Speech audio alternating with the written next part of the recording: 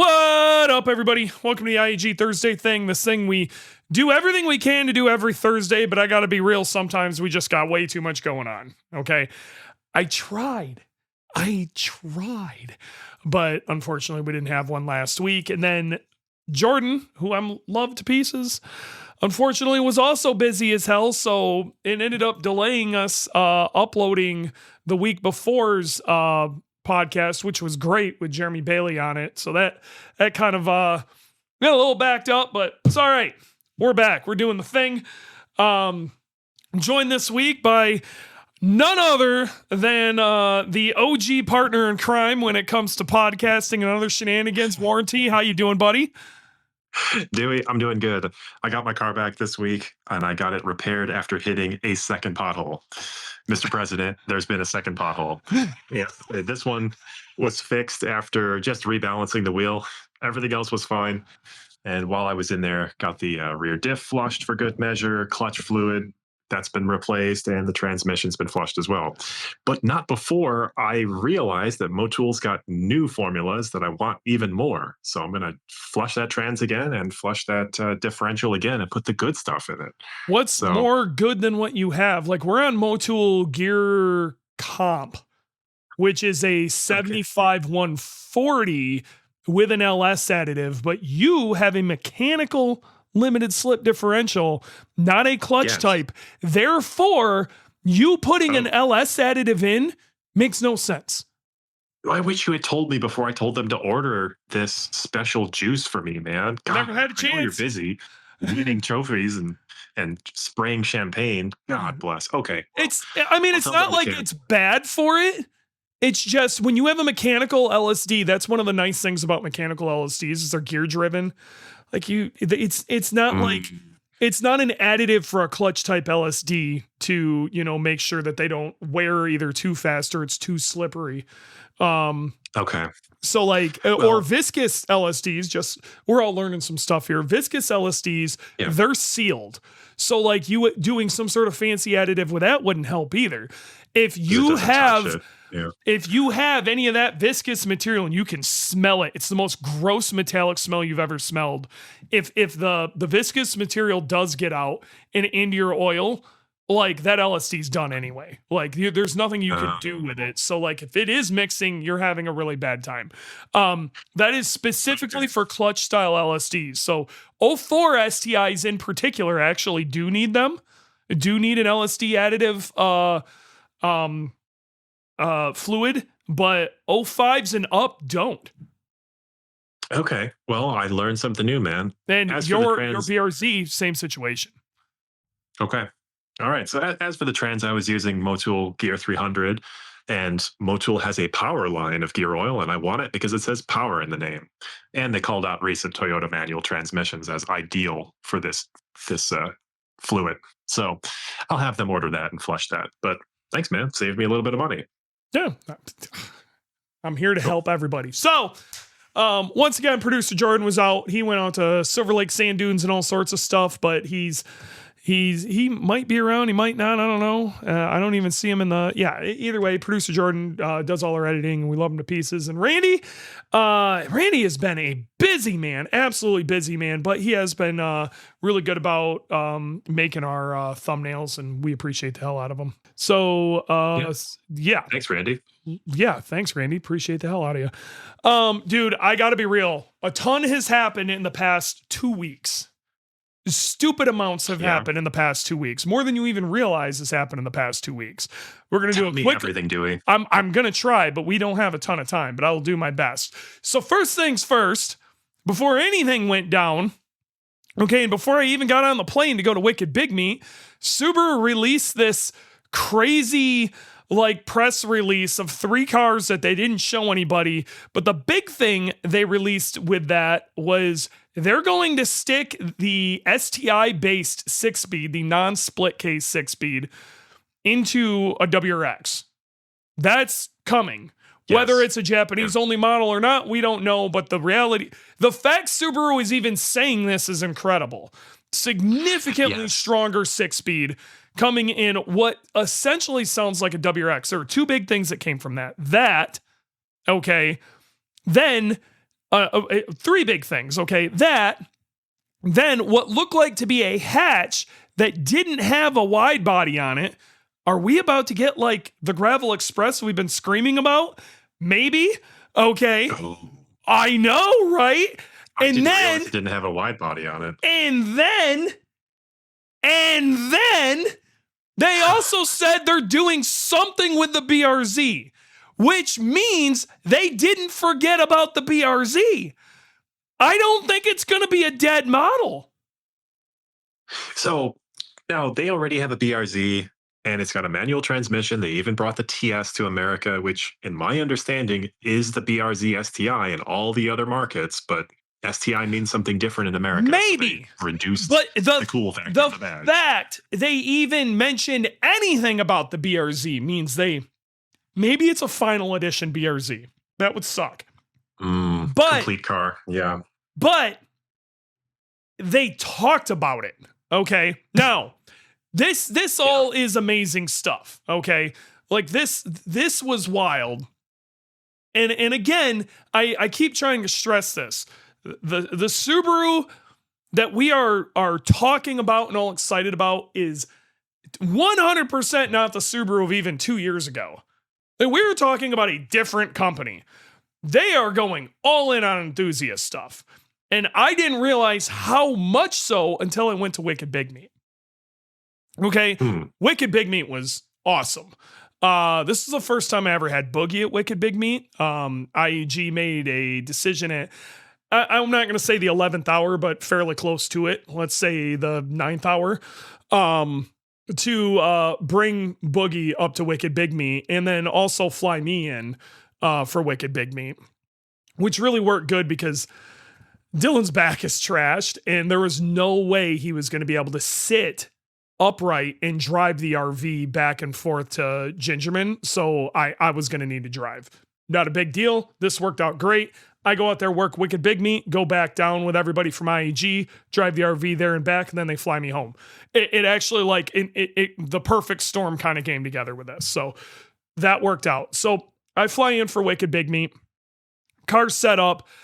First off, I've got to say, there is no better feeling than having people from all corners of the industry, at least the Subaru community, especially the people that work in Subarus. Some people that I'm going to flat out just be honest with you, I've considered maybe like industry rivals for years. And maybe we didn't really see eye to eye on some stuff. Come up to me and go, we're so hyped about what you're doing with Boogie. Like we're all watching. Wow. We love it. Okay. And honestly, this was the first time that I can truly 100% say that the entire Subaru community is buying in to the Subarus versus the world concept of Boogie. Like in general, or just for Boogeyman leading the charge? I would say Boogeyman is kind of the tip of the spear with this, okay? Yeah. But it with that, it seems to be lighting a fire under a ton of asses I never thought I'd see fire lit under. Wow. But I'm hearing from, these are companies that I don't have a single part of theirs on the car, and they're just hyped because a rising tide raises all boats. Yeah. Okay. We had so many people around Boogie this weekend, just piles of people taking pictures. I signed a bunch of weird shit, but like the people would come up and be like, man, I've been following this for years, or I saw this was coming and this is the reason I came to come see Boogie. I wanted to see Boogie in person. How nuts is that? Like, it was so cool and these people, they're so hyped to see a Subaru winning by a large margin, like proving that the thing they love can win and do it. You know what I mean? So it's I guess vindicating in a way. It was the best feeling ever. Okay. But the thing that really blew my mind was we were right across from Vermont Sports Car. And they had some amazing stuff there. My favorite thing that I saw there was they rebuilt Colin McRae's car from X Games. And it's mint. Gold one. Yeah. It's so mint. And it was so cool. In my opinion, it was the coolest thing there. Okay. Just hands down. And you know, there was lots of neat stuff happening there. Subi Mods had their thing going on, and they were building a car there, and they had a bunch of our products. So I went down and did a bunch of stuff with them, and you know, Overtake was doing stuff, and there was lots of neat things happening. It's Wicked Big Meat. There's always cool stuff going on, but like to me, that was the coolest thing. I do think it was lost on a current generation of Subaru owners as to how cool that is, because I don't think they saw or realized how big of a moment that was. Okay. You know, can we talk about this just for 1 second? Yeah. I think that's right, because nowadays the world is filled with TikTok and Instagram reels, and they're all just heavily edited, and there's a million cool things happening, getting just slammed into your eyeballs every day of the week. Yes. And there's a lot of repeats and reposts. But at the time, this was television, and you watch this program and you don't know what's going to happen because it's not recorded. Happening live. We even had TiVo back then, so we couldn't even like back up and watch it again. That was it. So when it happened, everybody was watching, and it was a huge deal. So it's just from too much exposure nowadays, man. Yeah, there's just so much excitement all the time. People are fatigued. They are. And I don't think, again, this is probably why it's lost on them. You know what I mean? They've seen a million different reels of a Subaru flipping over. You know what I mean? Yep. Like it's if you're not seeing something live, you're seeing some TikTok reel of it. You don't understand the gravity of the moment because you weren't watching it live. And oh my, that was so insane still to this day. If you saw it live, you understand. Long story short, I don't think they understood how big of a deal it was, or even how big of a deal Colin McRae was. Okay. Massive. So it was super cool. But what was really wild was the amount of Subaru corporate there, not just like, oh, you know, they're enthusiasts and lots of people and we're selling cars and here's some new, you know, blue edition STI or blue edition WRX, you know, that was not what was going on. The CEO of Subaru of America was out doing rally laps in the, like, okay, that's cool. Like I had really interesting, I can't talk about them, but amazing conversations with some people within corporate that were not just interested in the whole enthusiast thing, but like very interested in what we were doing. And that was awesome. That like they are starting to take notice. It's not so the community being, it means the world to me because the Subaru community itself means everything to me. But I'm not going to lie, when Daddy Corporate is looking down going, you're doing a good job down there, son, that you feel real good about that. Okay. Boy, that's wild. Insane, dude. All right, so I want to talk about the business card. So you handed your business card to somebody. Listen, this person Japanese. I can't talk too much, but this man was very proper Japanese. Okay, and the conversation was. I don't want to say it wasn't going anywhere. Let's just say like he asked if I had a business card. I didn't have one on me, so I ran and got one. Okay, because I knew I had one in my bag. I only had like 2 or 3 business cards left, so I went and got one for him. There's a proper way you hand a business card back and forth. It's like a mini ceremony when you're in Japan when you hand a business card. It's kind of a big deal. Okay, it's you point the business card towards them so they can read it, both hands, and you bow when you hand it over. Okay, it matters.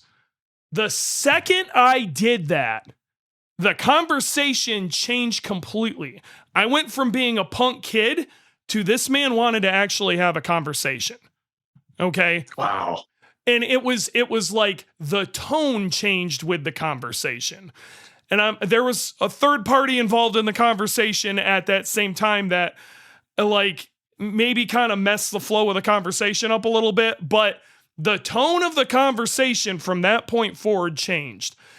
He reciprocated with his business card, and he very much wanted to continue the conversation outside of Wicked Big Meat. I'm not going to say who this person was or what their affiliation, but it was super cool to have this talk, and it meant a lot to me. And it felt like after that, it meant a significant amount to him. Okay. And that's cool. That made me feel even better about it. And this is one of those things that like you and I had a whole conversation about. I got to be real. I think you taught me the proper way to do this on handing a business card over. I'm pretty sure it was you. And we've had conversations with different companies at like PRI and SEMA and handing a business card over the correct way. And that's always seemed to mean something. So if you know you're talking to somebody, you know, especially from a sponsorship standpoint or whatever, or you're just talking business, okay, and you have a business card. This is why business cards are important, by the way. I know we live in a digital age where you can tap phones and you can get these weird cards that do stuff and whatever, but handing a business card over means something. And and that mini ceremony meant something. So if you know you're talking to somebody who is proper Japanese, remember this. I know who taught me. I won't say his name, but it is wild to me in the last 10 years of you going racing and me helping you out, how much these little things matter, and it adds up. The little stuff adds up a ton. Okay. A ton. And this is going to sound stupid, but I'm going to tell you right now that this conversation will probably end up Boogie will find time due to it. Wow. That's crazy. That's all of this stuff adds up. This is the sort of like Dylan slaves his ass on this car, finding time nonstop. Okay. This sort of shit's my contribution. All right. But it matters. It really matters. And so Wicked Big Meat, Rhiannon, the co-driver for Travis Pastrana, legend in her own right, did a reel like talking about your car with you. That was really cool too. Again, when we had that many people around, the people who stopped by this car were not nobody people. You know, we had Bucky Lassix show up and he wanted to shoot a thing on our car. We had a ton of people there, you know, but Rhiannon, that was sick. That an absolute legend. She wanted to do something on the car. So yeah, we talked quite a bit after too, what she had on that reel. She's a sweetheart, and it was great to talk to her. Again, absolute legend. So cool. It just what else tell me about Wicked Big Meat? So we did those are the big three pieces that I heard about. What else you got? It's some stuff that's a little telling about the economy. I don't know how far we want to go into this, but we'll talk about it. Okay. Yeah. Just give me a thumbs up or thumbs down. Well, let's look at it this way. They were calling for rain, like right up until basically the event where it didn't rain at all. So the last couple of days, usually ticket sales, like they get a glut of tickets in the last couple of days. Okay. Right. Yeah. And that didn't happen. So my understanding, and I might be wrong with this, is actual physical people there was slightly down. Okay. Because they were worried about the weather, which makes sense, right? Sales wise for the event, because we track all of this stuff, we were actually up by a little bit, and some of the other companies were up by a little bit, or they broke even. You know, it wasn't like it was a wash by any means. But we were up by a little bit, but what they were buying was different. Usually we sell, 2 or 3 short blocks, right? And that makes up a huge amount of our numbers. There were a lot of people buying like AOSs this year, or smaller stuff like our our dipsticks and things like that, just more dress up oriented things people could afford. And a lot of that is kind of telling of people are hurting. This goes back to you and I's like economy, in this economy podcast that we did, like gas prices are up, and this was before a deal supposedly is happening. We won't get into all that, but like I think it changed people's buying habits, but with that stated, people still wanted to do stuff. And it ended up kind of like working well because we still sold. We are up as far as sales go, even though we weren't selling high dollar items. Interesting. Overall, that's good, but that's an indication, isn't it? Good that you're making your money, but a little bit. But the enthusiasm for the people that were there and the distances they were driving to be at this and stuff like that, it was really high. Okay. The overall vibe of everybody there was great. Okay. Like I don't want anybody like I think people are they're holding their breath a little bit. Okay. Okay. But it's like I said, the overall vibe was fantastic. Tell you what, gas prices go down and Subaru releases an STI again. People are going to lose their minds. People are going to lose their minds whether gas prices go down or not when Subaru releases a new STI. I'm telling you right now, like the Flatirons Tuning podcast I recorded yesterday, which should be out, I don't know, next couple of days. We talk about those three cars and then what this means and yada, yada, yada. And it ended up being a really good conversation, even though I was running on like 3 hours of sleep. And I'm sorry if I seem less in your face in that podcast than I do. Okay. All right. So Wicked Big Meat was good. People are cautiously optimistic. Numbers were cautiously optimistic. Okay. I'll take it, man. Yeah, no, I think it was great. Like overall, it was great. And the conversations, like I said, the conversations we had, absolutely incredible. Important. Cool. Like could be very game changing. And I can't stress this enough. We're not talking to the same Subaru we were. These are, if they're not full blast enthusiasts, which I'm 100% convinced the current president of SOA is, they're enthusiast interested, which is to say the absolute least, not something you would even remotely have said 2 years ago. Well, that's encouraging. And it doesn't come out of nowhere, right? This is a long time coming. And it's not even just a business decision. It's getting the right people in the chair, and yes, these people work really hard to get to the top of these companies, and to bring their enthusiasm with them is no small feat, because at the end of the day, it's a business and they want to make money. Sure. So I'm glad that they're doing this. One thing, so this is only partially related, but Larry Chen posted a video on Haggerty's YouTube channel behind the scenes at Toyota. And the amount of stuff that they showed him was unbelievable. They basically blurred out only the most important things, but they like put him in the passenger seat of a test car that was like a rear engine GR Corolla. Okay. Like that's unbelievably cool. Mm-hmm. So I cannot believe Toyota is doing that. So I'm sure there's some kind of downstream. I'm sure there's some trickle down from that. I absolutely agree with that. But I also think Subaru saw what Toyota ended up as in like the early 2010s. How it was by far the most boring car brand on the market. And they saw themselves heading that way quickly. Yeah, it's hard to sell fun cars, man. It always has been. And it's even harder when you're a small company. So I give a lot of credit to how Subaru has done over the years. I'm gonna scream this though.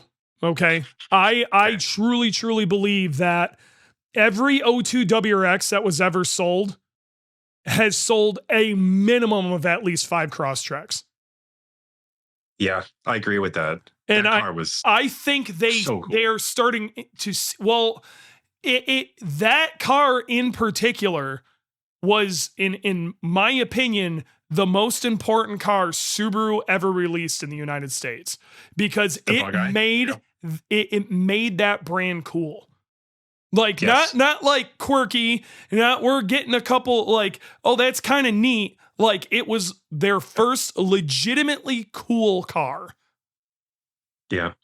I agree with that. All right, we got 20 minutes left. We got to keep ripping through Yep, this. yep, yep, So, yep. do you want to do the 3 announcements? All right, 3 announcements of cars. So, 3 manual transmissions. You already mentioned. We already went through that enough. Let's get to frickin' fun shit. Okay, fun shit. So, Gridlife, Midwest. All right, so I leave Wicked Big Meat, go down. Dylan already has the car basically ready to go. Okay, we pack the thing up. We're on our way to. I basically worked one day in the office at IAG, and then we hopped in the RV and off we went. Okay. Okay. The day, was it Wednesday? It had to have been Wednesday is when it all went to shit then. So Wednesday, we're cruising through Ohio, and Ohio decided it wanted its pound of flesh because Ohio always takes its pound of flesh. We stopped to get fuel, and we look at the back wheel of our trailer. We have, a 3-axle trailer, and one of the wheels was totally missing. A few miles before, we heard something that sounded like something fell in the back of the RV or whatever. What that was the wheel hub, everything just exiting the chat. Have no idea where it went. I hope somebody did not run into some sort of Final Destination situation. But it's gone. So, and it wasn't pretty. It got really hot before it left the chat too. So, like we had half of a axle nut still on there that just like melted to it, and it was a situation. Long story short, we found this place out in the middle of nowhere, trailer company that had the stuff we needed in stock. So we limped along, cruised along slow till we got there. And we got there before they closed. We got everything we needed to do this for the most part. Jacked the rear of that thing up and did the hub in their parking lot.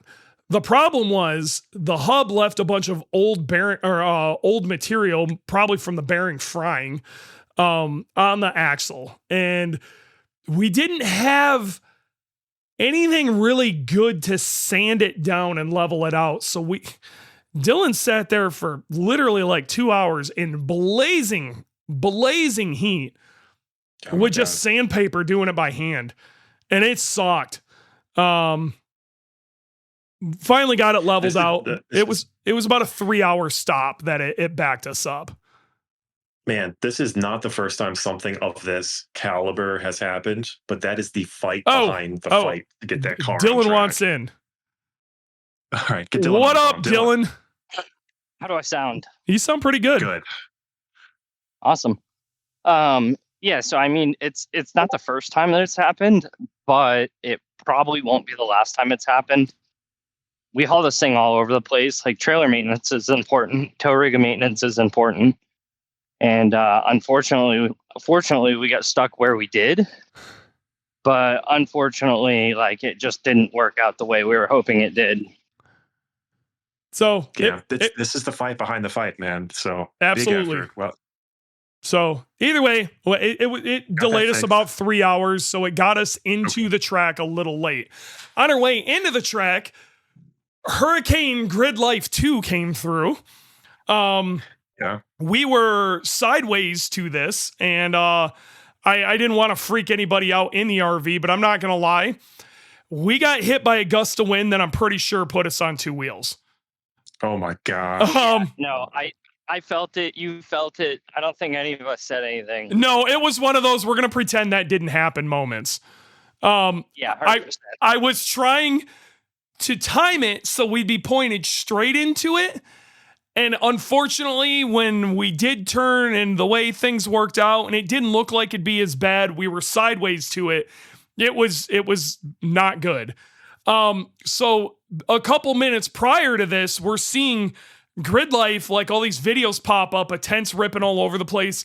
The Toyo tent actually stabbed right through the wall of the production tent for Gridlife. Like, that's how crazy this was, okay? So, long story short, it was this flatline wind that came through was nuts. We get to the track, And usually what we do is we would set our tents up and everything else. Kind of look at the car, just get a warm fuzzy. Couldn't do any of that because the frickin' death storm is coming. All right. So Hurricane Gridlife 2.0, or well, 3.0, I guess, is on its way. And it was funny because we're all like, it ain't going to show up. Maybe it's going to miss us. Maybe we're going to split the gap. We thought we were going to get away with it. When that thing showed up, it really showed up. That was nasty. We had the levelers down on the RV, and the RV was still rocking. Okay, shit was still flying all over the place. Ton of rain.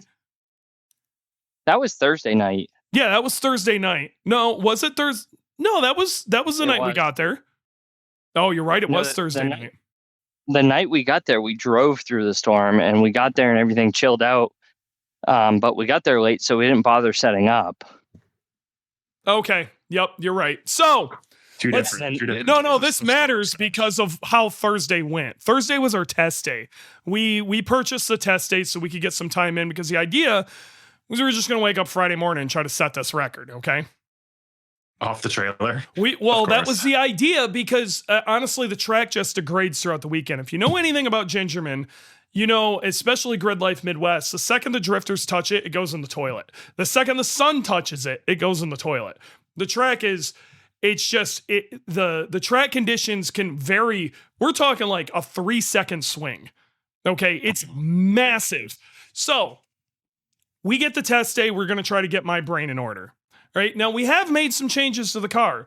We went to a little bit smaller front sway bar. The idea was to try to like control the motion more with the shocks than the sway bar and try to get the car, try to help with some of the mid-corner understeer that we were getting. Okay.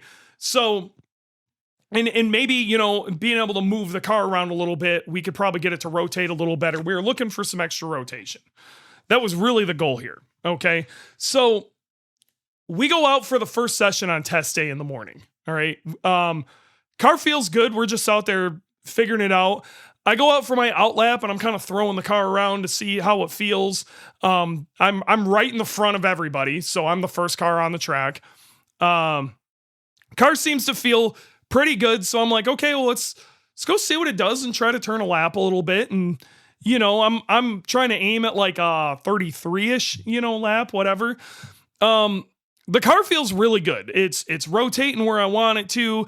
It's rotating more than I'm really used to, but this is a good thing. Okay. The rotation is where I want it to be.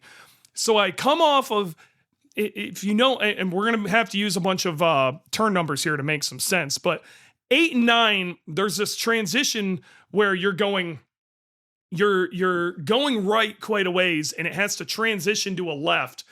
And it's this really long high-speed left down to 10. Okay, so that transition really matters. I'm coming through there and I'm like, let's see how this transition works, you know? So I throw it in there. And the car steps out a little bit and I am not used to it. And honestly, if I would have just smashed in the gas, I probably would have been okay. But the car kept rotating and I'm like, I think I'm just going to give up. Okay, so the car over-rotates and then comes back the other direction after it kind of snaps around and I go into the grass on the inside of 9 backwards. All right. Ooh. So I off fairly hard. It doesn't hurt. It's grass. Okay. So, you know, I wanted to make sure I was fairly straight coming off and I was worried I was going to go off sideways. So I kind of just let the car do what it was going to do.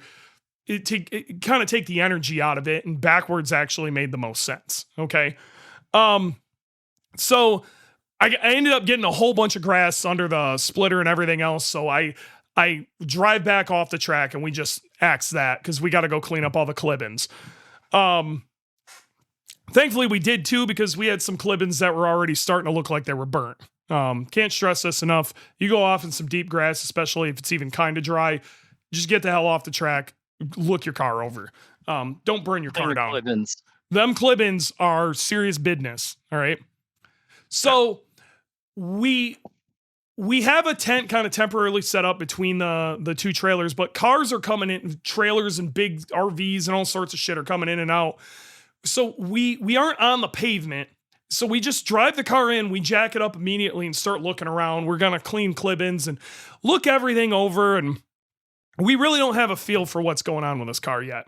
Car's fine as far as we can tell. You know, nothing's loose. Everything kind of looks like where it's supposed to be. So we put the thing back together, drop it on the ground, and go out for the next session. Okay. That was probably 2 hours, something like that between sessions. Yeah. So we're not in a mad rush and it's test day. Okay. So we go out for the next session and that session went good. Car feels good. Car's rotating. One thing I did notice is like late corner of the car's maybe over rotating, but I don't know if I'm feeling that right or not, you know, but probably over rotating a little bit. But the car, again, it feels good. At this point, it's hot out. So some of that's probably the tires. What's that? We're on multiple old session tires. Sure. Like the tires are from CMP. Yeah, these are ancient. You know, we're not 100% sure how many sessions you can put on a set of RZs at this point. We found out it's like between 6 and 7 is where they fall off a cliff, by the way, at least for us. Hey. No, we don't do that joke here. So either way, the car is feeling pretty good. Again, maybe a little over rotatey, but we write it off to the track being kind of shit. We come in, I think we make some small changes. We didn't go up in sway bar yet. We were just, let's go drive, I think is what we did again. We just sent it right back out, made sure everything was fine. I needed to clean some stuff up on my end, but I just wanted to put a few more laps in. And we went back out, put a few more laps in. Car felt great. Felt like we were as ready as it was going to be for the morning. We were going to put stickers on. We're going to wake up. We're going to go set this damn record, you know, and we're going to have a sweet weekend. It was going to be over, right? We didn't set up because, again, nasty ass storm was coming in. Dylan was they're correct. Running around at like 3:30 track. You know, they're putting out notices online. They're running around going, hey, you know, there's this storm going in for 5 o'clock and then 7 o'clock. Like it's going to be really bad weather. Close everything up, put your car in the trailer, don't leave your canopies out, etc. And so we pull everything back down, you know, shove it all in the trailer because we're like, well, we don't want to get hit with hail and stuff. And we'll just set up tomorrow morning, you know, no big deal. Like the car's ready. So we do exactly that. You know, we shove everything back in the trailer, clean up. We had a couple things I had to fix, you know, like a potentially bad fuel pressure sensor, but like I could do that in the RV. So we tear everything back down. Storm doesn't show up at 5, like they say, and I'm kicking myself in the butt, going, well, dang, you know, I could have been working on the car, but it's kind of crap out, and we could watch the storm break up over the lake with our own eyes. And so 7 o'clock rolls around. They're like, oh, another big storm's coming in. I'm like, oh, great. Like this, you know, is it actually going to come in? And still didn't show up. And I'm like, dude, you got to be kidding me. Like, this is usually the time that Dylan's like, it's the night before. He's going over the car, looking for anything silly, you know, working inside of the trailer is near impossible. You can't really move around it, you know? So like, he's not getting this time. And honestly, the conversation will come in here in a minute on why that was important. So then finally we're outside. I think, you know, Kim had cooked dinner for everybody. Yep. And there's this huge storm cloud now pushing in. And we're watching the news. The news is talking like softball size hail. And we're under a tornado watch. And we're watching all these videos on the news from like Illinois and like from the same exact storm of tornadoes and not little itty bitty guys either, like F3s. Yeah, and I'm like gnarly tornadoes ripping around. What do we even do? Like, what do we even do if we get hit with a tornado? Are we just gonna die? Like, we're gonna die. That's, you know, what can we do? We're on a rolling box, you know. Like, yep. The RV's not gonna hold up to a tornado. No. So everything's packed in. I think we get in the camper and accept the fate that it's going to rain all night. Well, we got nailed with a pretty gnarly wind before it hit. Yeah. I told everybody, I'm like, well, we're about to get hit with wind. And everybody's like, oh, I don't know what you're talking about. And then like, like we have video of this whole weekend. We were really lucky. We had Alex Freeman, the guy who does all the Gridlife stuff. He does some really sick documentaries. He was with us the whole weekend. So he was filming a documentary on us the whole weekend. Yeah. So we packed in for the night. It was basically like, might as well just take a nap. Yep. Wait, all this anticipation for tomorrow morning. And I think we didn't really talk about the next morning. I was like, I'm going to wake up early and get the car out and like do what I need to do to the car. And we were hoping it was just going to be as painless as possible. You always hope, and it's all karma's a motherfucker. Yep. So I mean, I went to bed with a lot of anxiety of like, hopefully I didn't miss anything, and hopefully the stuff that we have to do is it. So I potted a fuel pressure sensor with what I had inside the RV while the thing's shaking from the wind, and I went to bed. So either way, we wake up the next morning. We're going to go try to do this damn thing, right? I go out in what should be the best conditions we're going to get this weekend. The car feels pretty good. But the thing is, it's over rotating. Okay. It's rotating a lot. And I end up with, I think like a 30.8. 30.8. Yeah. Mm-hmm. I end up with a 30.8. So it's quite a ways off. All right. And I'm having a hell of a time understanding why, but like, I feel like the car is over rotating, especially late corner. And so we end up making a suspension change. This is when you went and up the front sway bar. Yeah. We went to a stiffer sway bar Setting. Setting. And we actually had one, like this year we had an extra session before the drifters went out. So we had 2 sessions Friday before drifters went out. And so we got up in the air, went to a hard setting. Like we had a little bit of time, but not much. Looked the car over. And we're like, all right, like, let's go back out and do it again. You know what I mean? Like, this should be it. Yep. And I hadn't looked officially, but you went back out. I don't know if the car changed for you, but I'm pretty sure you ran the same exact time. I ran almost identical the same time, and I was so angry about it when I came in. So I'm like, well, there it went.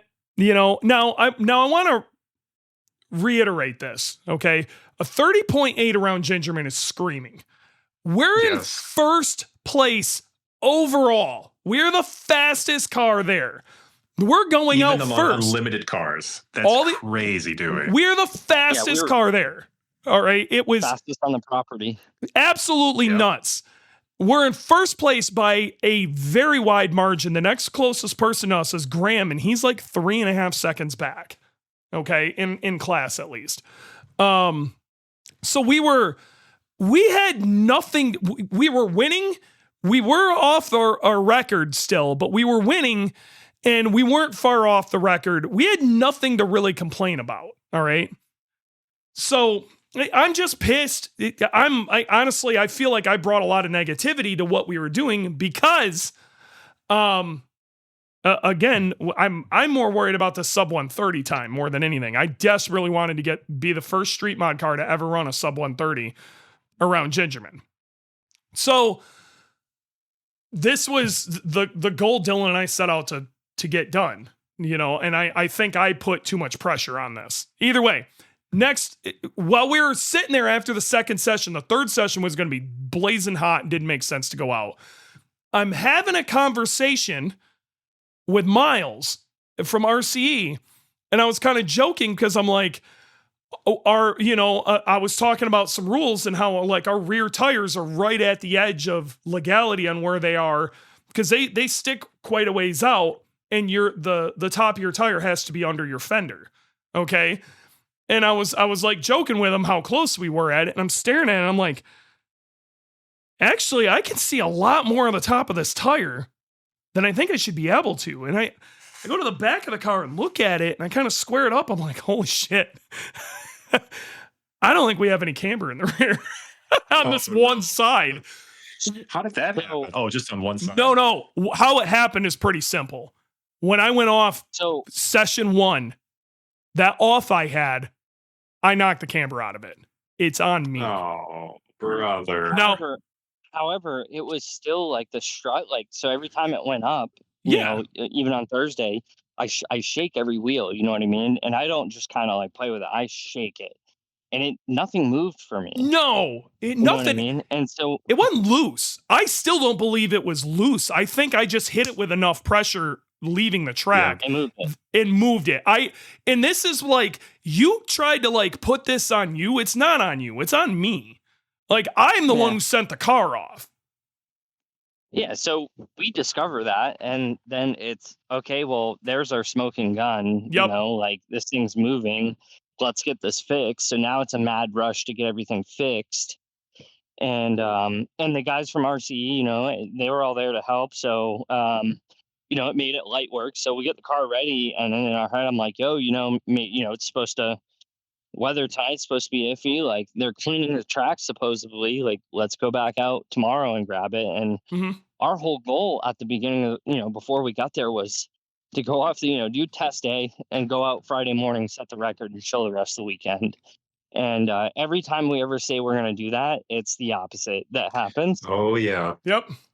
So, you know, we go back over the car, you know, things are looking fine. Like, nothing really else was an issue. And I was like, all right, well, you know, let's set up canopies again tonight, you know, and we'll call it good. So, you know, we kind of got ready for Saturday and wrote Friday off. And I think we cooked dinner and called it a night. And since we put 2 sessions on our brand new sticker tires, yeah, that's right. And I was so fucking mad, I kind of had to leave the situation. I stole Bailey's truck, and with the help of Subi Mods, and I shout out to my boys over there, I went down to Tire Rack and picked up a new set of stickers. So like 2 sessions on RE71 RZs. Don't give a shit. We're going back out tomorrow morning on a total reset, including stickers. So we went and got new tires. Wow. Thank you, who is in the chat, Paul Z, which Paul a Tire Rack. Whatever. Everybody knows. Everybody knows. Either way, Paul was there. He helped. He was like, yo, let's get some tires. And then also, since we took Bailey's truck, there's another guy who needed some tires too. So we grabbed some tires for him also. So we helped somebody else out, the guy at Bridge Moto with the RX-7, which is cool. Like, always happy to help. Third person. So it was some other guy. I saw it like Chris Paul sent it to me. He sent it to me. It was like some guy needed tires immediately, and Paul fixed it for him. So I'm pretty sure that was the guy we fixed, just so you're aware. Okay. Yeah. Okay. So either way, went and got tires for him. Everybody was, so we were ready in the morning, ready to go. Tire Rack also at the track, super cool. Those guys mounted and balanced the tires for not a whole lot of money, like very reasonable. And they were actually done before I managed to make my way through traffic back to our parking spot. They immediately called me and they're like, your tires are done. And I had to turn around and go back and get them. So they're stupid fast. So here we are watching video and everything, getting ready for, you know, Saturday morning. And I'm like, you know, the weather is going to look halfway decent, but it's going to heat up fast. Yes. Like by the second session, it's going to be mid 80s, trash 90s out. Yeah. Full humidity. Like, if we're going to do it, we need to get it on these set of tires and do it first thing in the morning. Yep. I got 2 minutes before I got to drive. We're going to tell me now. Did you run it? What did you do? Went out the next morning, right? Angry as fuck. Basically looked at video. I had to figure out, what I learned was I need to be a little bit more aggressive on braking. Okay. To some degree. Okay. I go into turn 3 and immediately go off the track. Oh no. So I got to come back in. I was too aggressive. We turn around, we go back out after I immediately go off the track. And unfortunately, what we find is now that we've got grip in the rear of the car, our old friend, the hopping, is back. Mr. Hoppity Hop. Mr. Hoppity Hop in the rear of the car when we get on the gas is back. and it is back with a vengeance. So we end up going a little faster, but it's a 130.2.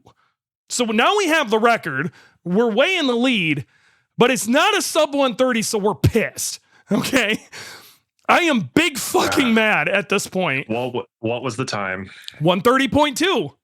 130.2 is like 0.6 faster than what you were doing. Yes. It's amazing. But we were bouncing like crazy. That's where our time is. Okay. Okay. Now, if you got to check out, I totally understand. I will tell everybody the rest of the story, and then you can listen on the recap. I will. All right. See you guys. Later. Bye-bye. Yeah, All right. I mean, so we get the car back into the pits, and we're like, well, you and I were both just absolutely defeated on both different levels. Just demoralized as shit. And I don't think we've ever just like, I think this is the first time in a long time where we were just like, it doesn't matter. We want this record. We're turning the car up. We put the other tires back on. They only had 2 sessions on them, but we're like, let's save the good tires for podium sprint. Yep, we had to go figure out what the bounce was, so we were going back out in the heat. We turned the car back down. We didn't think we were going to set the record again on Saturday, so we turned it back down, put the other tires on, made some suspension changes, went back out, and in the dead of heat. And I mean, it was hot, brutally hot. And you go out, and I think the bouncing, correct me if I'm wrong, but the bouncing was better. Significantly better. And because we made some suspension changes. There was some clicks thrown around. We made some suspension changes. The hopping was significantly better. But this was the dead. It was crazy hot. So the rear wasn't getting as much grip as it would have anyway. Yeah.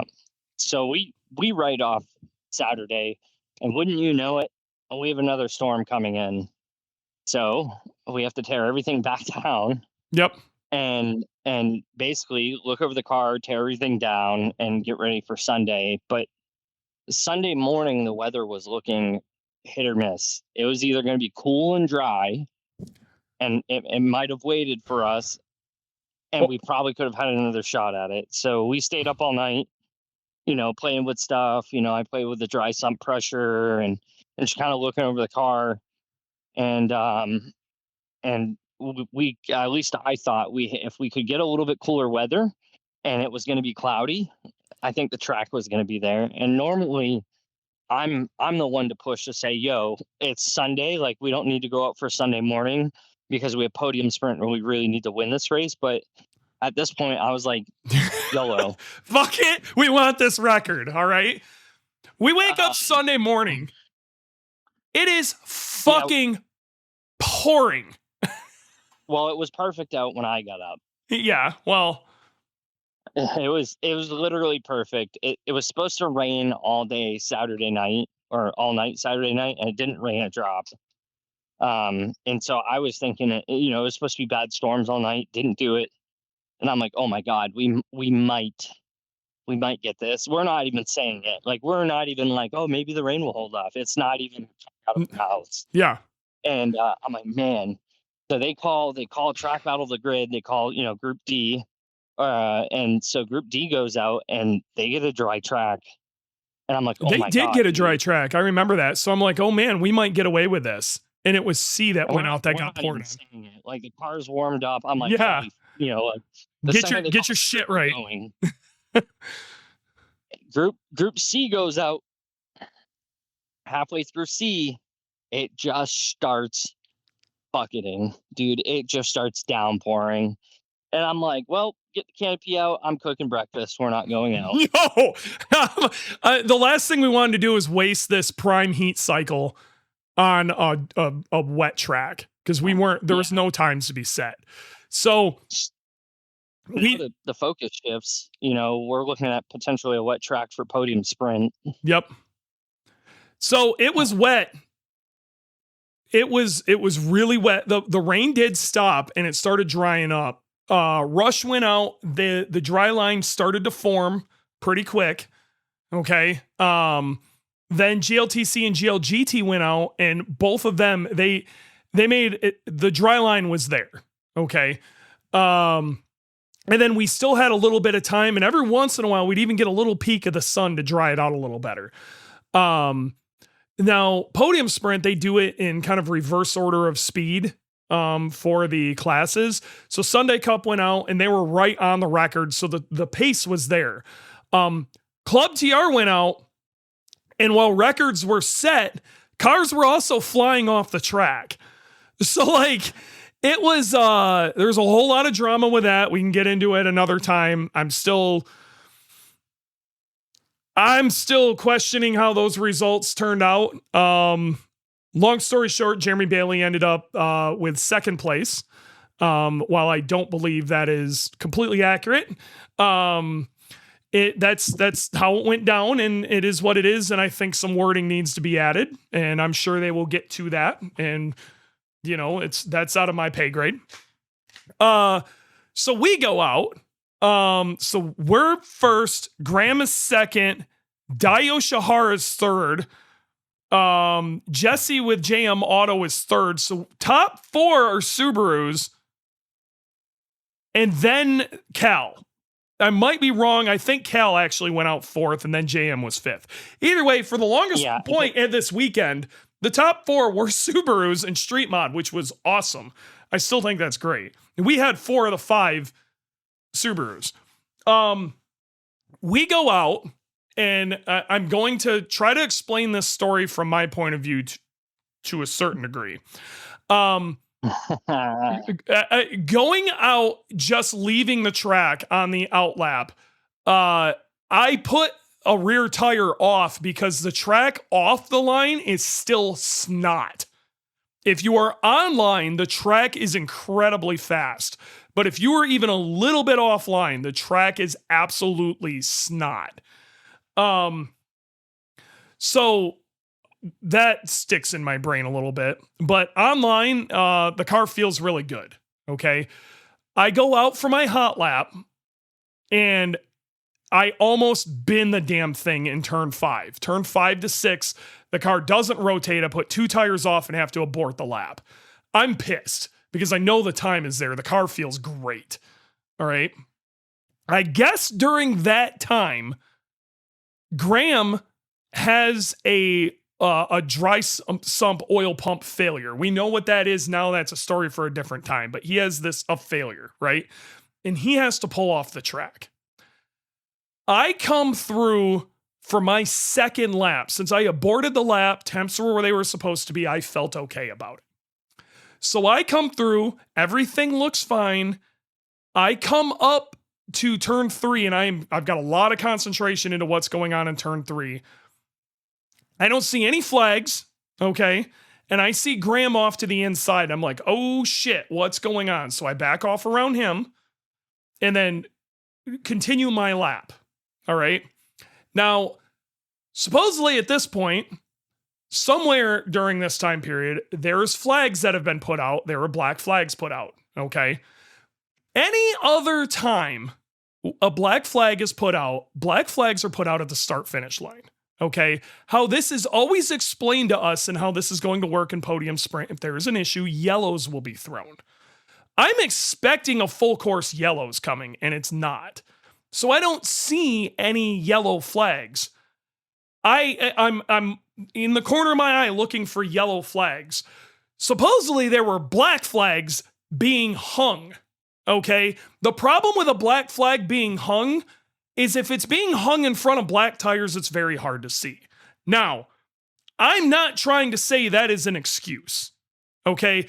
I should have been more cognizant of the flag stations and whatever. But at this point, I'm pretty sure I think I pass a couple of flag stations that had hanging black flags. Okay. Now, some of these stations are kind of weird inside in the corner. That's not where your eyes are supposed to be either. And at this point, I'm like, this might be my only shot to set this lap. I got to set this lap because my first lap was a disaster.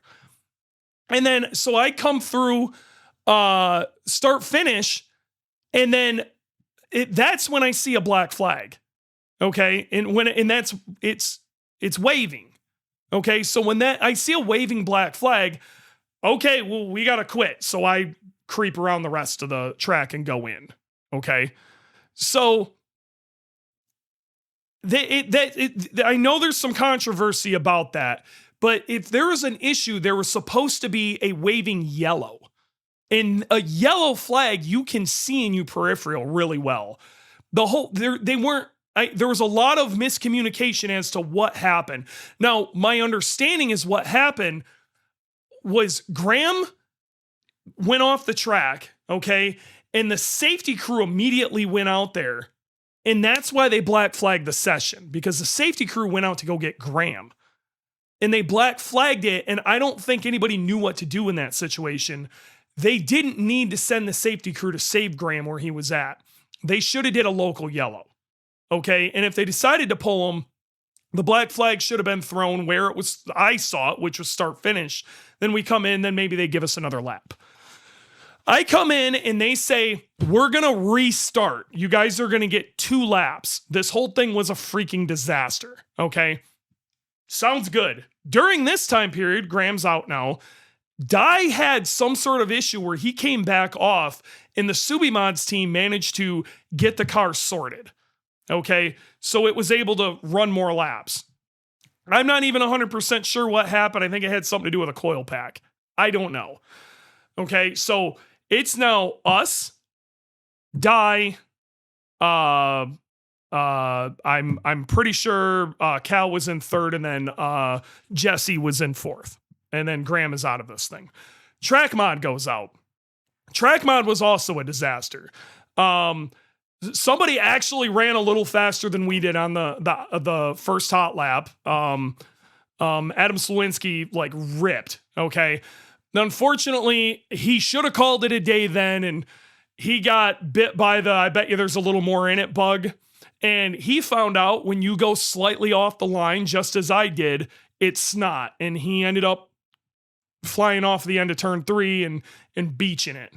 Okay. And unfortunately, his time was deleted. It's not just him, though.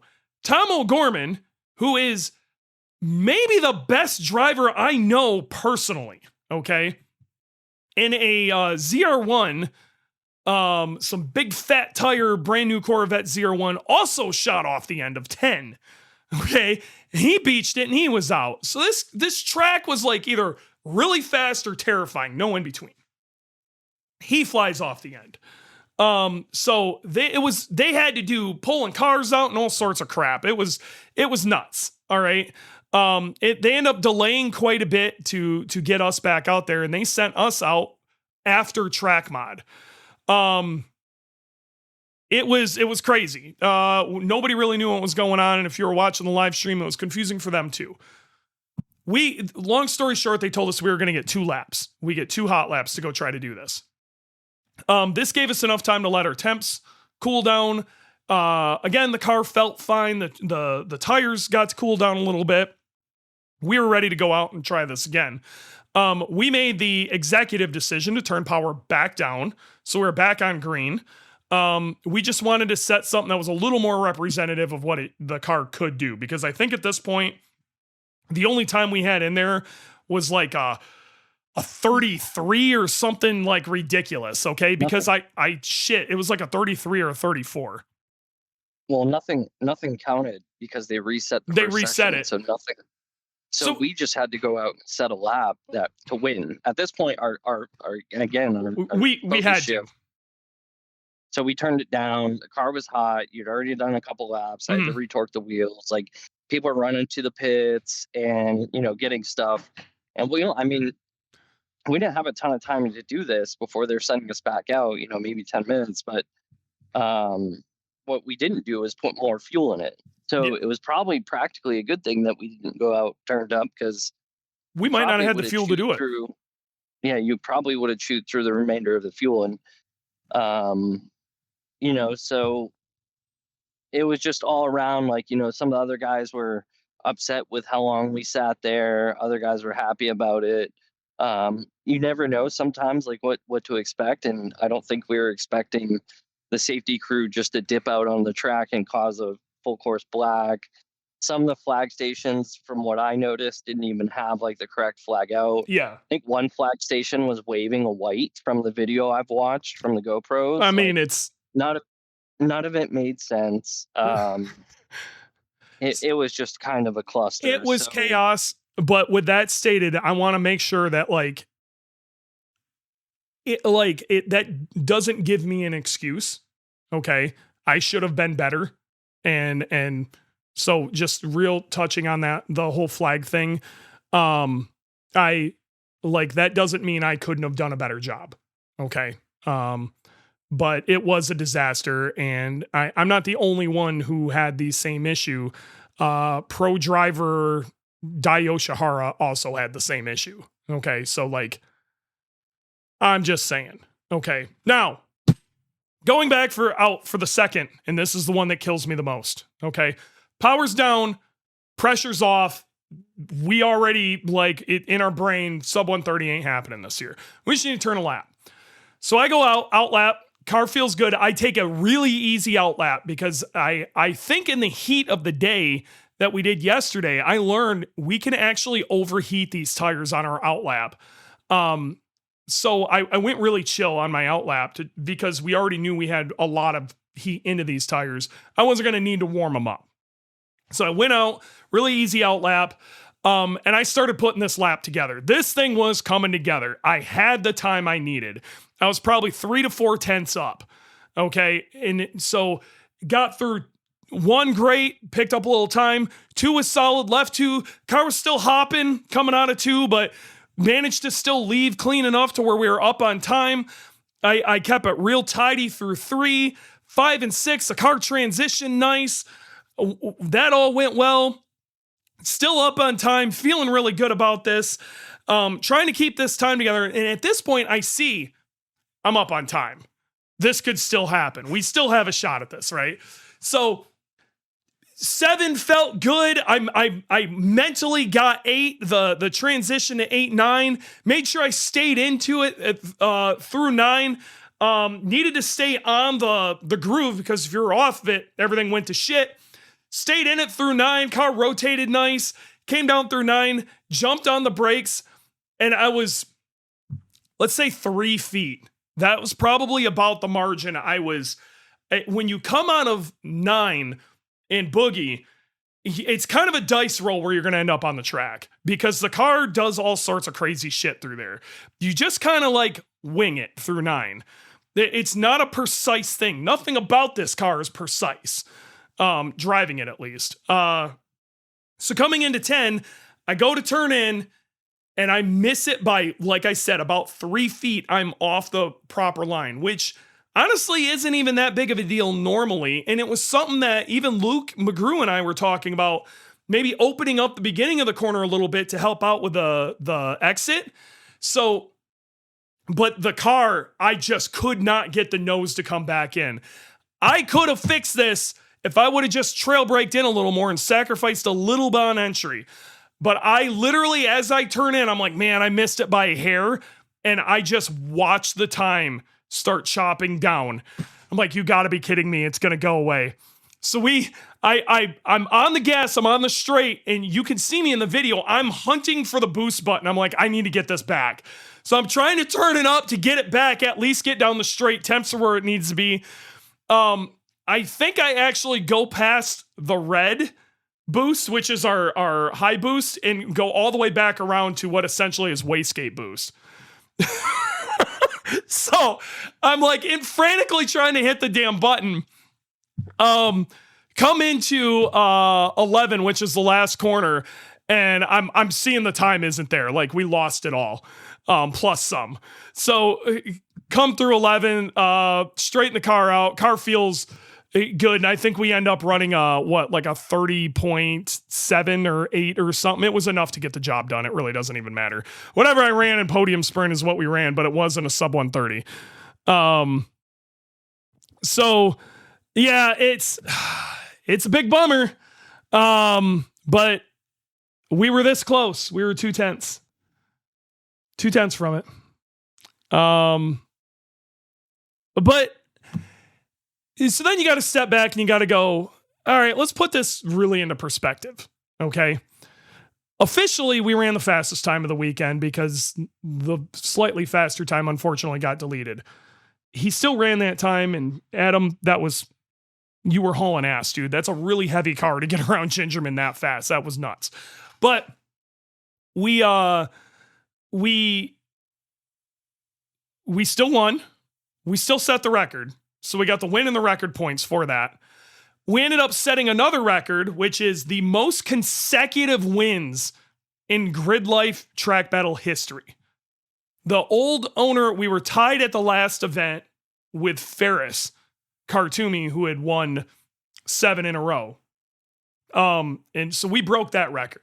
So we are now, I think we are officially the winningest time attack car also. I think we have the most wins of any Gridlife track battle car ever. That's probably right on. It's going to be between us and Jackie. But we're where we need to be in the championship. Not going to lie. Felt a bit hollow, but I mean, Overtake sent over some champagne to Subi Mods for us to spray, and they had their logo and stuff on it. And if you guys have seen those videos, like, it was still like, after you realize the record's gone and you take that away from it, we had an incredible weekend. I made this weekend worse than it needed to be. Okay. The track, Gingerman, I swear to God, the pavement gets worse every year. The conditions, I'm not saying couldn't have happened, but like, it's getting harder and harder to set this time every single year. We're going to come back swinging for it again next year, and we only got to find 2/10. And the car can do it. We have some new info and some new data pointing us in a different direction on what this bouncing might be, because we weren't the only ones getting it. And we tried. Brad at PDRE's like, you did better than us and actually made it there. Yeah, I was wondering where you were at, bud. It was disappointing, but you know what was super cool? The amount of people who were like truly invested in if we got the record or not. They're all hyped to see that we were going fast, but they were invested to see if we got this record. Not just Subaru people, like all of Gridlife. And that was cool because it felt like we had the entire paddock ready to like go nuts. And if we would have pulled it off, we would have went nuts. And next year, if we pull it off, we're going nuts. Okay. But even like Mr. Z, whatever first name he's going by today, looks like Paul, woke up at 4 a.m. to make the first Friday session. That meant everything to us. Chris is also a Subaru guy. So, but it like, that's so cool that we had the community this behind us. And it's so like, we've only won Midwest Fest once before this, and that was 23 when we put the radiator back together. Winning Midwest Fest is hard. This is the biggest event of the year. And not only did we win it, we technically won overall. What the hell is that? Oh my God, so insane. We tried like hell to run that sub 130, and we're going to be back at it again next year to try to run that sub 130. But the community behind us and all the help that we got, and the support just it was, God, that was so cool. It made the whole thing super cool. What's really neat is you guys are going to get to see this in living color in 4K. Cause we had Alex Freeman with us the whole weekend, and it wasn't just, hey, what are you guys doing on track? It was the nitty gritty behind the scenes stuff. It's really good. It's going to be really good. If you guys haven't watched any of the other Grid Live stuff, watch them. They're like half an hour documentaries and they're incredible. You got to watch it. It's going to be great. I can't wait for that to hit. It's probably going to be a month or two before it comes out. It's going to be worth all of it.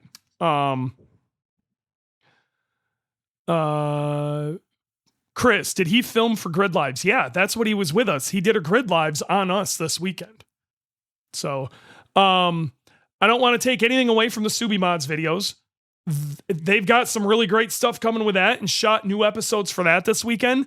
And at Watkins, they're going to be following us. Okay. So, they were going to be following us for this, but we kind of wanted, like, it's kind of out there now. We got a new livery coming. They wanted to be on the new livery and show a lot of the new stuff. And it was going to be weird if we had 2 documentaries going at the same time, like 2 cameras. So like the Watkins one made more sense for them. So they did get pushed to the Watkins one. So Watkins, they're going to be following us there. And you guys need to follow, or even come to Watkins if you can. I think Watkins is going to be an absolutely insane event. I'm hyped as hell, and you should be too. Very psyched. Yes, new livery is coming, folks. The boogie, it will still be on the side. It is very boogie inspired, but it's going to clean the car up a lot. It's going to clean the sponsors up on the side a lot. Things are going to look nicer. And I'll just let you know, it's heavily, heavily, heavily inspired by the new suit. Okay, so if you've seen pictures of the new suit, you're going to see a lot of the design cues in the new suit that are going on the new car. Okay. So I can't stress it enough. Come to this event. If you're listening now, you're listening later. This event's going to be a banger. All right. Watkins is kind of set up to have a big party. I think it's going to be crazy. Dylan has got a bunch of homies coming. Very excited about this. They're coming for the bachelor party. They're going to be running a bachelor party basically at the bus stop. Okay. And the whole weekend. So Dylan's going to work on the car and hang out with them, after sessions. It should be just a really, really good time. I'm super excited.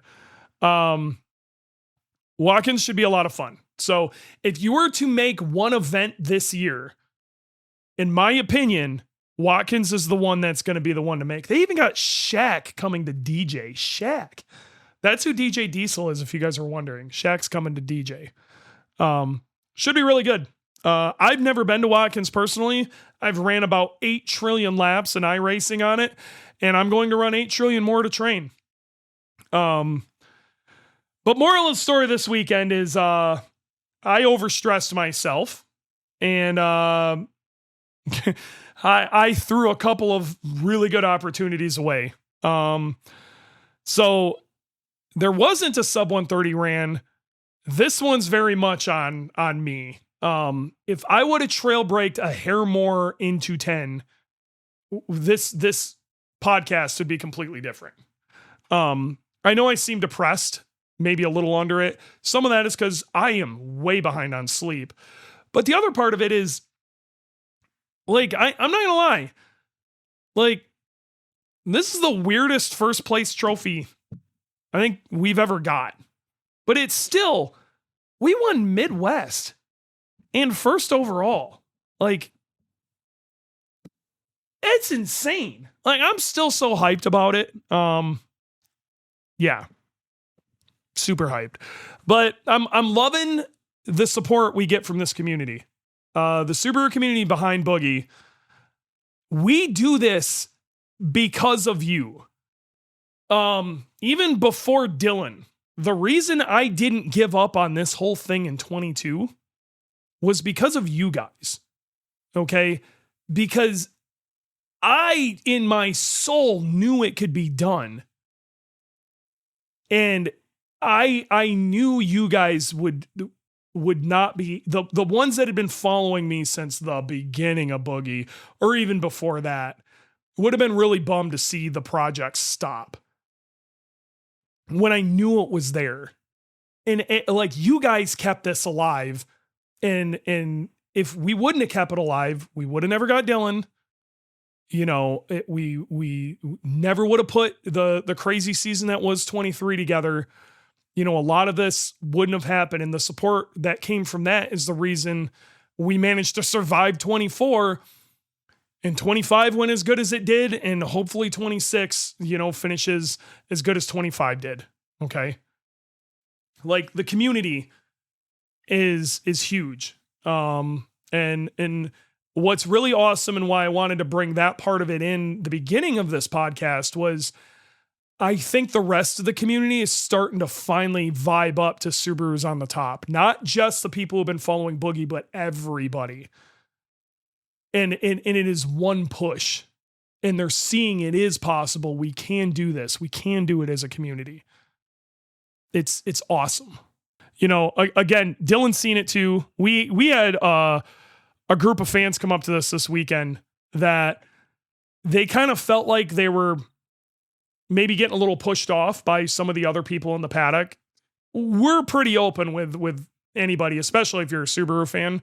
And one of the things I thought was cool is they're like, you were down there playing around with a dry sump, and Yeah. they walk up and they go, hey, would it be okay if we like look under the car? And you're like, fuck yeah, hop down here. And like, Yeah. they'll hop down and like, you know, they're asking questions like, wow, you got these like lines coming off the sides of the head. What are those for? And like, what do you know, they were genuinely interested. And we love that. You know, it's different if you can see us, we're like, holy shit, we're trying to get this car together to get out to a session or whatever. But if it's the end of the day, you know, and Dylan's poking at some stuff, you know, we're just chilling. It's pretty obvious if it's more of a chill situation than not. If you see us running around, probably not the best time to ask things, but we're totally open. Yeah, come back later if we're super busy. If you it seems like we're super stressed out, come back later. We don't I'm all see for it. this. I want to shout out the group of people that stopped by. Yes. I think they're great. Yeah, they were awesome. It was very humbling, very you know, it's more we get it more and more. Like it's the community is more and more like coming up to us, and we see it more often, which is wild to me. But you know, I was over the moon. You know, they were there 3 or 4 times over the weekend, just seeing what we were doing, talking to us. So I threw up a photo. I'm probably gonna throw up another photo, you know, sometime this week of them.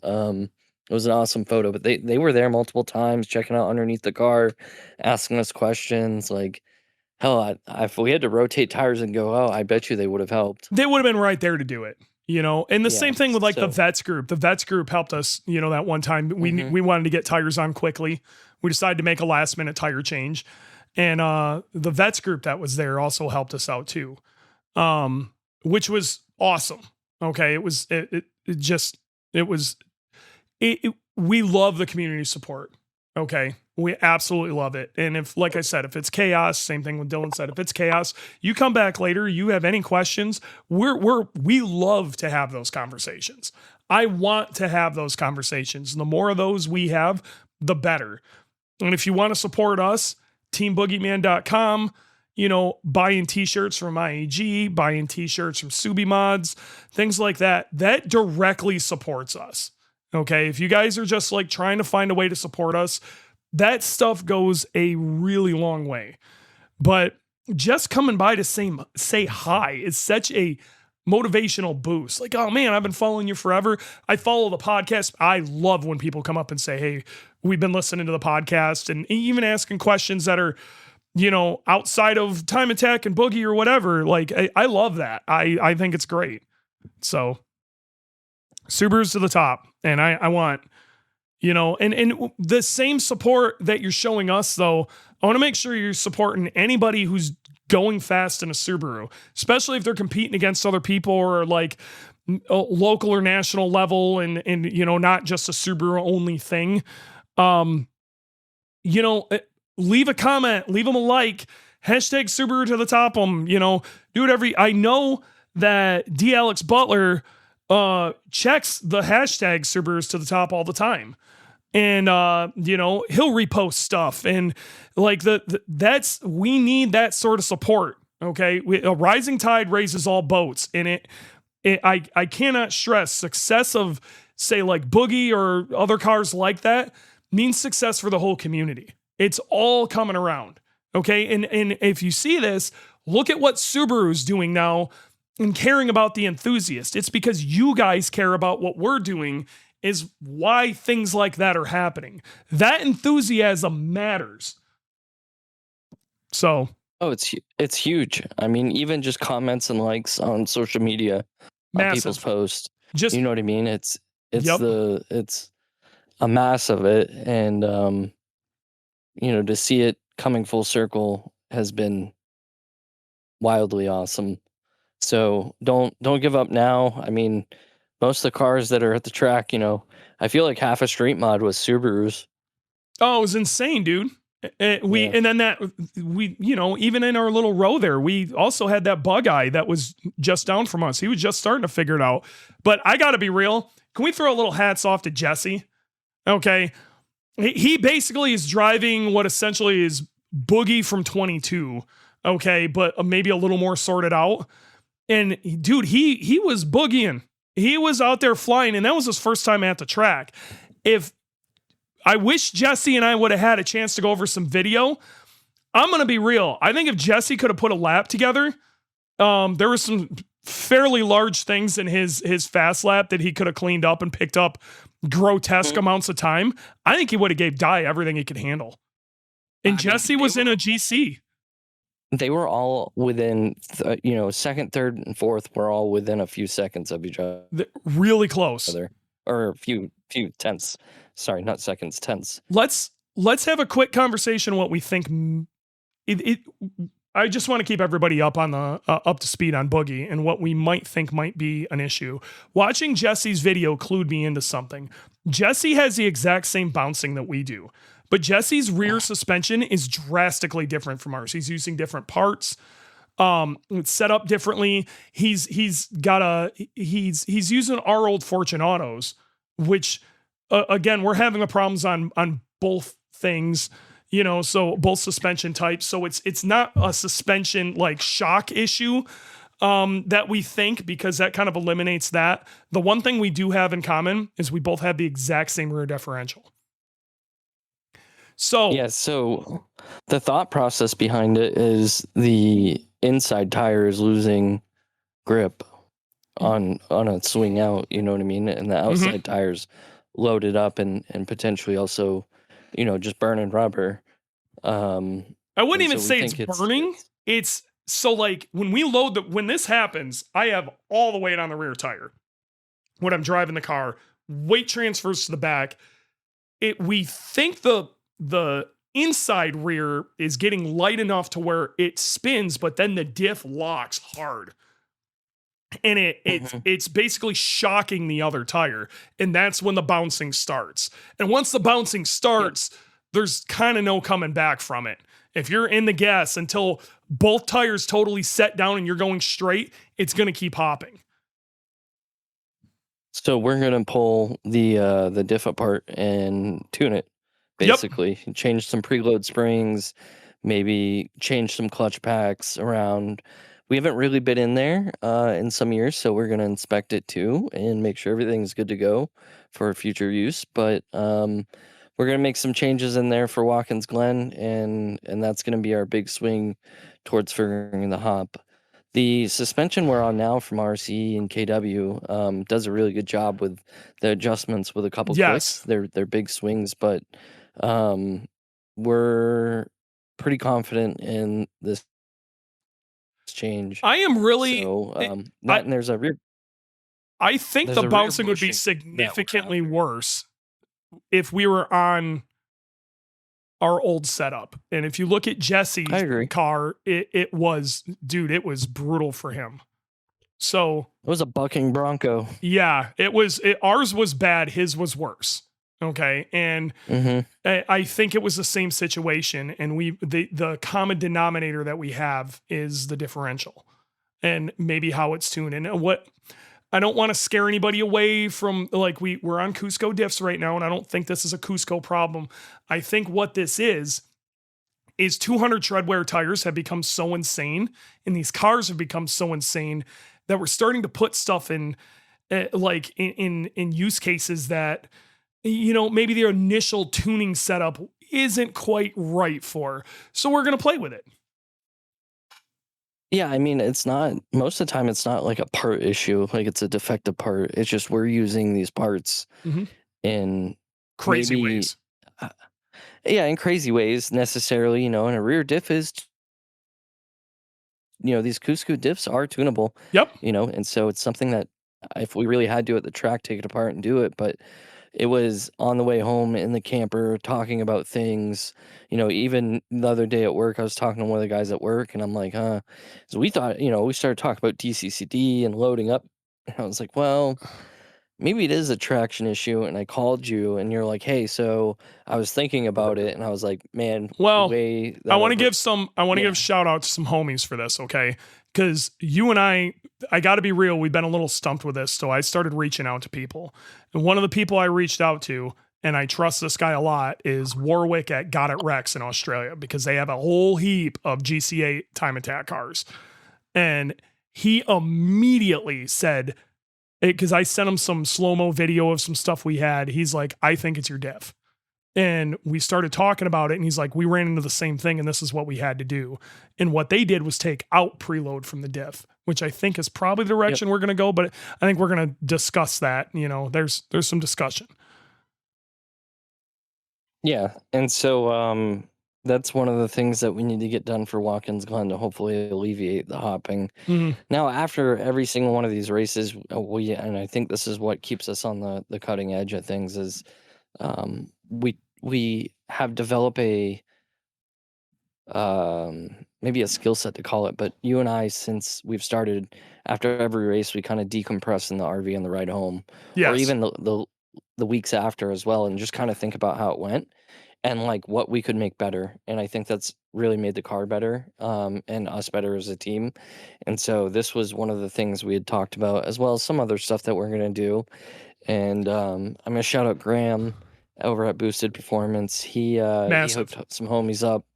One, he's working on some torque-based DCCD mapping that, even though I don't drive the car, I think I'm excited for you to try out. Mhm. And then also he hooked you up with a cool shirt. Yes. And I So know I haven't said much about this yet because I haven't got to play with it, but that was a really, really nice system. He got something a little newer and just hooked it up. And it's one of the cool, Graham and I throw parts at each other back and forth all the time, but that was really cool. He did not have to pass that to us whatsoever, but that might actually that would have been really nice on Saturday. Let's put it that way. yeah, so I'm gonna get that in the car for Watkins Glen, because usually the Glen midsummer is pretty miserable. Yeah, in worst case, we don't use it. We just leave the thing empty, and it won't be hardly any extra weight. If it's like it happens to be cool and we don't want to use it, it's worth it still to just install the damn thing. Yep. So that's gonna go in to help you out quite a bit. 2-inch and just spacer. some minor stuff, steering wheel adjustment and whatnot. So I'm pretty excited for Watkins Glen. I got a lot going on for it, a lot going on in between. I actually got my back pretty good, so I've been I got some stuff going on there medically, but it's not gonna stop me. It didn't stop me from Gingerman. I have an amazing team of people around me, including you, Dewey. Joanna needs a shout out. Hell yeah. And all the guys that helped in the pits. Thank you guys for still supporting us while I'm gimping around. I'm not supposed to lift anything, but you know me, I still was. Could you? Yeah, we had to yell at you on multiple occasions. Sorry, not sorry. Yeah. So I'm excited for Watkins Glen. There's not a lot to get done, but a lot to kind of get done. A lot of big and small stuff. Deliveries, something we got to organize. The car's got to go for a week, to the wrap guy. Once we get that all figured out, obviously some maintenance on the trailer. Luckily for us, Watkins Glen is only going to be like a 4 to 5 hour drive. And it's a beautiful spot. If you have never been to Watkins Glen, it's down at the bottom of Seneca Lake out in the Finger Lakes. The area is Can't stress. You guys got to go. The facility is also really nice. It's going to be a great party. They got a skid pad they're setting up for drifting. They got full track drifting. They have Shaq coming to DJ. Yeah, he's headlining. So it's going to be a good time. I think Gridlife, they've been throwing everything at it all season so far. It's been, pretty phenomenal. So shout out to everybody at Gridlife. I know the workers from Midwest Fest. They're still there cleaning up. I saw one of the guys post today about cleaning up still. So I want to do they had one thing they here had a real hell of a quick. time. Yeah, those guys had a hell of a time. Yeah, shout out Gridlife. Hold on. I just because this is going to be a good time. I see Max in the audience. I just want to Max, let's put it this way. Max took the advice of he's been having issues with temps. Max took the advice that we said in a podcast a while back on how to duct things. Okay. Ducted the front of his car, sealed it up really well. And Max learned that shit actually works. I want to have Max on the show again. Okay. If you guys haven't listened to the show with Max on it, you should definitely check it out. But I want to have him on again. Okay. We're going to talk about ducting and how much that changed everything. I don't really have a ton of time. I do want to cut this off here soon. But Max, I'm hyped for you, buddy. I'm hyped for you. So now Max can run full sessions and not give a shit. Okay? And it's awesome, and we're hyped for you, Max. So now we can start working on other stuff on the car, working on you. Let's get more Subarus to the top. All right. The other thing I want to talk about is Flatirons Tuning is going to be ripping up Pikes Peak this weekend. Pikes Peak is this weekend. You guys should watch the live cast. Kyle from Gridlife's actually announcing it too, which is pretty cool. But they're going to try to set the fastest Subaru up the mountain record, which I'm not exactly sure what the time is. I want to say it's like a 10:30 or something like that. So this Sunday, be watching. Their car's pretty sorted. Again, rising tide raises all boats. We need to support them as much as you guys support us. The old record is a 10:30 set by Ken Gucci back in 2016. Let's get this to the community. Okay. Right. We're egging them on, and we're all pulling for you guys out there, John. So, you and the team, it's going to be sick. Let's go. Zach Sober is running his STI at Pikes Peak as well. Any Subarus that are on that mountain, make sure you're blowing them up in the chat. Okay. Make sure you're watching. So it's going to be good. Max, we're going to try to get you on another time. But am hyped that you finally sealed it up. It was funny when he came over and basically gave us the, okay, you were right speech. And, I think Dylan and I both appreciated the shit out of that. We thought that was pretty good. So yeah, I'm not going to tell you to do something just to do it. So, but the reality of this program, at least how you and I look at it, is we're trying to get everybody, especially we want to get all Subarus to the top. I want to mob the podium with Subarus. Honestly, people wonder, well, how does that behoove us? Because the more Subarus that are up at the top, the more freaking shit I get to sell. Okay. In the end of the day, it is financial. I'll be just totally honest. The more people are hyped about Subarus, the more cool shit we get to make for Subarus, and the more my career makes sense. It's not even that for me. I just like rubbing it in the people's face when they talk bad about Subarus. So, because you're part of the community. That's what's in it for me. When someone makes a head gasket joke, and I say, well, our head gaskets were the fastest overall at Midwest Fest. So, suck it, nerd. Yeah, when's the last time your head gaskets ran a 126 around Road Atlanta? Yeah. So, definitely, I'm excited to see. I have a good feeling about these guys going up Pikes Peak. That's going to be huge. Yeah. They probably need their own knock on wood. Yes. So, you guys go cut yourself a good hunk of wood, right? Knock on wood on it. Carry it with you everywhere. And anytime somebody says anything that could even remotely tempt fate, the whole team knocks it. It works. Yep. All right. So it's been real. Thanks. It's been fun. It's been real fun. Thank you guys for the support. Again, cannot thank you enough. It means the world to us. And we will see you guys next time. Dylan, don't be lifting anything heavy. Go fucking lay down. I'm gonna go smoke some snakes. So steaks, not snakes, steaks with a Well, T. what are you doing in Maryland? Yeah. Anyways. All right. Later, guys.